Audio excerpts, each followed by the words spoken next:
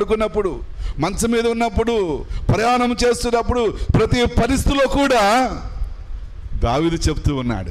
యుద్ధాలలో, యుద్ధ సమయాలలో, యుద్ధ విషయాల్లో తన కుమారుడు తనకు వ్యతిరేకంగా లేచినప్పుడు, తన భార్య తన సమస్తం తీసుకుని అడవికి పారిపోతున్నప్పుడు దావీదు చెప్తున్నాడు, నా సహాయకుడు ప్రభువు, నా సహాయకుడు ప్రభువు. ఈ రోజున మీరు చెప్పగలరా? మీ జీవితంలో, మీ ప్రతి పరిస్థితిలో, ప్రతి స్థితిలో మా సహాయకుడు యేసయ్య అని మనం చెప్పగలమా? ఇక్కడ చెప్తున్నాడు దావీదు మహారాజు. కీర్తనలు 121 కీర్తనలు చెప్తూ ఉన్నాడు. ఆయన మాట్లాడుతూ ఉన్నాడు. 5వ వచనంలో, యెహోవాయే నిన్ను కాపాడువాడు, నీ కుడి పక్కను యెహోవా నీకు నీడగా ఉండును. ఎట్లా ఉంటాడంటే కుడి పక్కన నీడగా ఉంటాడంట. చూడండి,